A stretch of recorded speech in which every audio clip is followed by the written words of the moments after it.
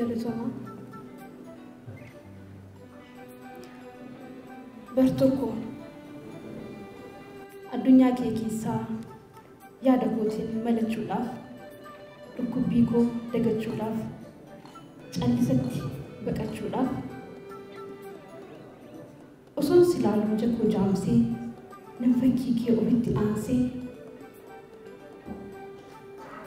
foon koo seeratti dhiisee, addunyaa koo gadhiisee, yaada koo fagootti ergade, fagootti qaarsee, yullee tarii waaqa garaana raafise. Yollee na dhaga'ee siin kan koo taasise. Yollee xiqqooma ishee garaa kee naasise. Yookaan dhukkubbii keetirraa bilisa na baasee akka na fayyisu, akka na isa leellisu. Yookaan hamaa sababatee gargar akka hin baane, walii akka nu ta'u, walii akka nu ga'u, inni akka nu na'u. Yaada koon ergadhe ol mana waaqaa, ganda malaa'ikaa. Yaadni koo mana waaqaa geessee, ergaa koo baatattee ofii isheetti teesse. Bishaan jannataatii dhugdee naa deebi'uu diddee. Ergamoota michoonfattee as deebi'uu xireeffattee ofii bakka sirreeffatte. Dirree nagaa argitee anaan na darbitee. Dhumarraa nagaa isa dhumaa biyya lafaa dhaamtee atuun koottu jettee ofitti na waamte. Egaa namni yaada malee akkamiin jiraata? Harree ta'uufiyyuu humna maaliin baata?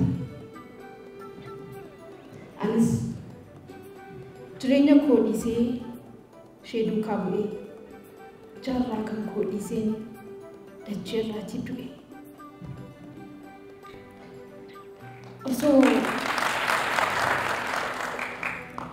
Osoo nagaa achi jiru daawwataa osoo hin jiru, nan qabinaa naga isaa dhaqeen boolla wajjin ciisaa jettee yoo jiraantu, iyyitee na waamtu, imimmaan kee lola'u ol seenuu na dhorkee, cinaachi koo bitaan falmeetu na morkee. Anis jaalala kee baadheen karra du'aa dhaabbee. Sagalee kee mararteedhaan, mararoo kee na marseedhaan, boossee garaa koo na raastee, hirriban deebinee iyyitee na kaastee. Jaarraa'ee akkam badii sanaa si bira ciisetti foon koo sitti kenneen deeme siree irratti. Akkamiin dhufeetan qofaa koo as ciisee ati eessa dhaqxee? Saanduqa gogaatti maaliifis na naqxee? Maaliif natti qorra maafan diilallaa'e? Kafana akkasiin maaltu narra kaa'e? Nafti koo hidhamee maaf akkasiin taa'e? Jedhee yoon dubbadhu namuu nan dhaga'u. Saanduqa irra reeba hammoonni koo dhabu. Iyyee mancaraan maqaa kee tawwaa. Beelli yeroo dheeraa baay'ee na miidheeraa. Dubbiis na dhubeera qilleensi ukkaamamee. Idaa yaadan biyyaa qaatan awwaalame. Maaltu na dhagaa? Akkamimmoo hin ta'a? Yaada koo amanee argeera bu'aasa. Yaa Waaqa, si xawwaala diigee du'aa nama kaasa. Eeyyee waamicha du'aarraa erga na ceesistee, waa'ee kun callisin erga na deebiste. Jedhee osoo hin xumuriin qaqawweessi hamaan dachee kana raasee, bubbeen gaara raasu dhagaa narraa kaase. Magana roobni samii bu'ee humna naa dabaalee, boolli du'aa keessaa ka'ee of ilaala. Magana boolla awwaalcha koo lolaatutti guute. Yaa du'aa na waamtee ofii keetii duute.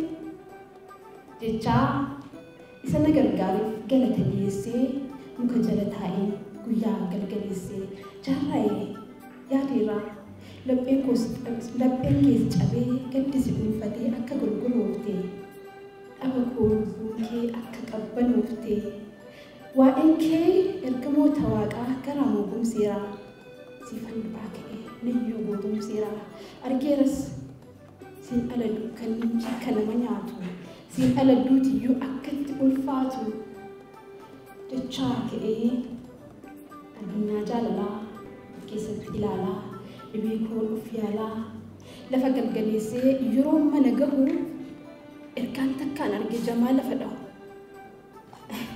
garii na baqatu gareeffata gatu wanti ijaan arge na naasise kuftee si arguun koo sammuu na taasise jaayyee as qabeechi si qabee afra keen dhabee as qabeechi si qabee sagalee keen dhabee dhuguma akka jettee anaaf bakka buute bakka koo deemte moo anaan deebisuudhaaf man du'aa seente moo anatu hadoodee anatu dubbii dhabee anatu caccabee anatu of dhabee ta'uu deebi'ee an baasii si awwaaluu hin danda'u sin eegaa deebi'ee akkan waamicha keen deebi'ee si barbaachaa dhufee sin eega deebi'ee biftuu natti dhiitee asnaaf bari'ee sin eegaa deebi'ee jiraa nan dhajeessin lama nan ajjeesin jedhee lubbuu si deebisuuf osoo nu wixxifadhu bir jedheen dammaqe abjuu koo hiikkadhu galtee